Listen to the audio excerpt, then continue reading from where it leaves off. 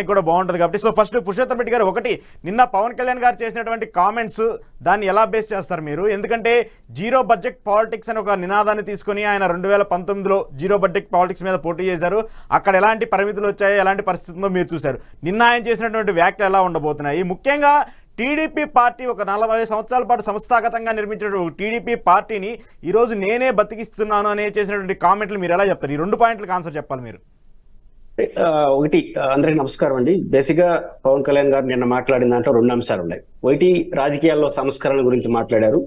రెండో పాయింట్, ఈరోజు బీజేపీ తెలుగుదేశాన్ని మధ్య సయోధ్య కుదర్చడం కోసం కొంత ఇబ్బంది పడుతున్నాను ఢిల్లీ పెద్దలతో అనే మాట కూడా అన్నారు. చివాట్లో ఏదో రకరకాలు వచ్చినాయి కానీ వాళ్ళు ఇబ్బంది పెడుతున్నారు, అంత ఇబ్బంది పెట్టి నేను ఈ పొత్తుని కుదురుస్తున్నాను బికాస్ వైసీపీని ఓడించడం కోసం అనే 2 విషయాలు మాట్లాడారు. 2 వేరువేరుగా చూడాలి.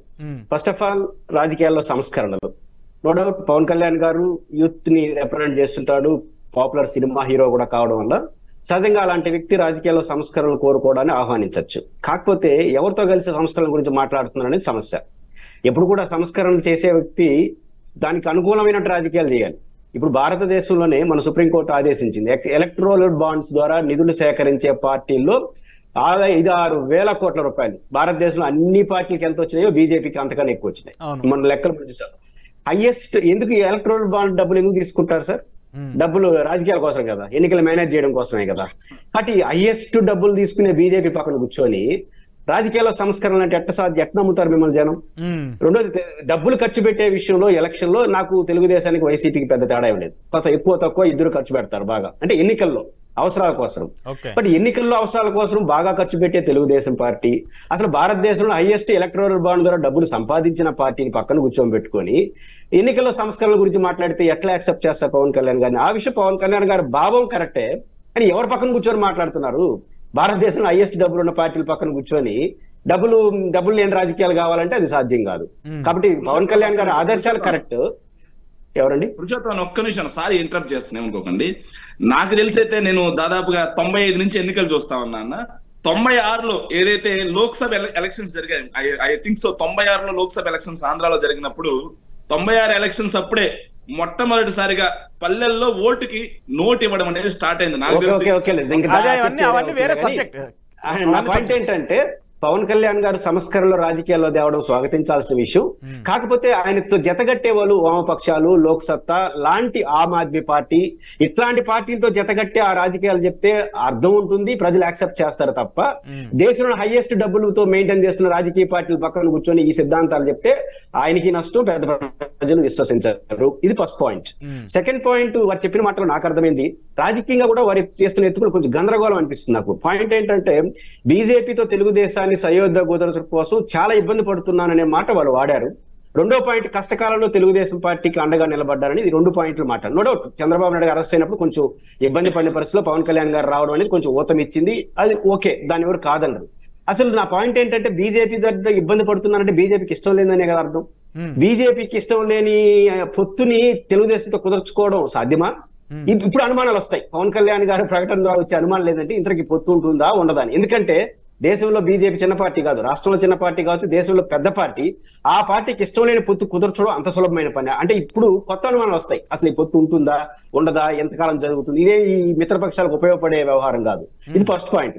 రెండోది, నాకున్నావు కానీ తెలుగుదేశం ప్రతినిధి ఒప్పుకోకపోవచ్చు కానీ ఎక్కువ మంది తెలుగుదేశం పార్టీ ప్రతినిధి తిరుపతిలో ఉంటాం కాబట్టి చాలా మంది కార్యకర్తలు చెప్తుంటారు అసలు జనసేనతో పొత్తుకి ఇష్టపడుతున్నారు కానీ తెలుగుదేశం వాళ్ళు బీజేపీతో పొత్తు ఉండకూడదని కోరుకుంటున్నారు. నా అంచనా ప్రకారం దానికి నష్టం అనుకుంటారు. ఇప్పుడు తెలుగుదేశం కార్యకర్తలు హర్షించరు పవన్ కళ్యాణ్ గారి ప్రయత్నాన్ని. అంటే పవన్ కళ్యాణ్ గారు బీజేపీకి ఇష్టం లేని పొత్తుని తెలుగుదేశంతో కుదిర్చే ప్రయత్నం చేస్తున్నా ఈ మొత్తానికి కారకుడు ఈయన అనుకుంటారు తెలుగుదేశం అభిమానులు.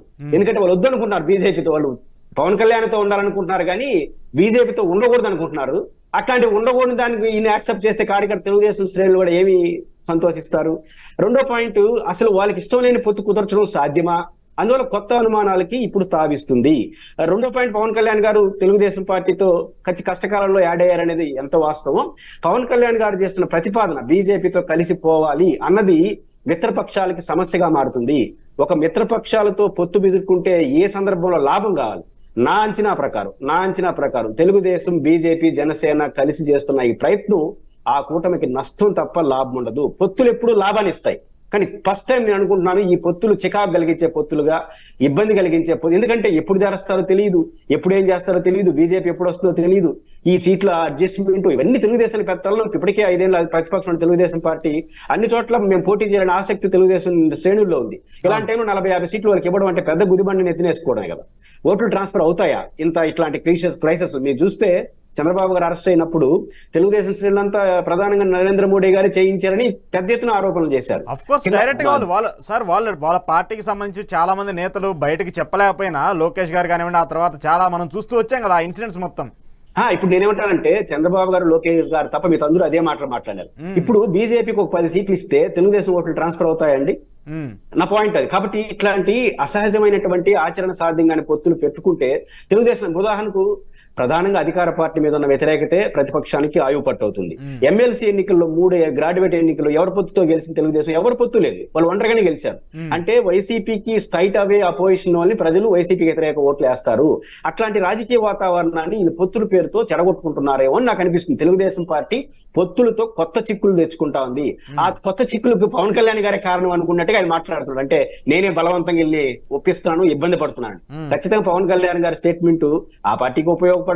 పొత్తులు ఎప్పుడు కుదురుతాయో తెలియదు. వీళ్ళు 25 డెడ్ లైన్ పెడుతున్నారు. కానీ నాకు నమ్మకున్నంత మేరకు బీజేపీ అయిష్టతో కూడుకున్నట్టు పొత్తే పెట్టుకున్నట్టు పవన్ కళ్యాణ్ గారి వ్యాఖ్యలు బట్టి అర్థం అవుతుంది. కాబట్టి లాంగ్ టైం పడుతుంది. ఇది మిత్రపక్షాలకు అంత ప్రయోజనకరం కాదని నేను అనుకుంటాను. ఓకే సరే, మీరు చూస్తున్నారు, తాజా రాజకీయాలను మొత్తాన్ని అబ్జర్వ్ చేస్తున్నారు, ఈ పొత్తులకు సంబంధించి కూడా చూస్తున్నారు.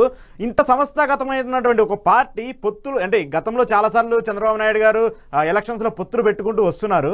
కానీ ఈ తరుణంలో ఈ నేపథ్యంలోనే జగన్మోహన్ రెడ్డిని ఓడించాలి అనే ఒక టార్గెట్ కంటే కూడా ఈసారి పార్టీ పొత్తులు లేకుండా పోటీ చేస్తే పార్టీ ఉండదేమో, మనం ఈసారి ఎలక్షన్స్ లో గెలిచే పరిస్థితి లేదేమో అన్న సంభాషణ కానివ్వండి, అలాంటిది భయము టీడీపీ నేతల్లో కానివ్వండి చంద్రబాబు నాయుడు లాంటి కనిపించట్లేదంటారా? చంద్రబాబు నాయుడు గారు senior politician, no doubt. Telugu Desam party highly professional political party, cadre based party. ఎందుకు ఆ పార్టీ పొలిటికల్ లైన్ తీసుకునేటప్పుడు భయపడతా ఉంది. జగన్మోహన్ రెడ్డి గారికి ప్లస్ ఏంటంటే ఆయన ధైర్యం, మొండి ధైర్యం.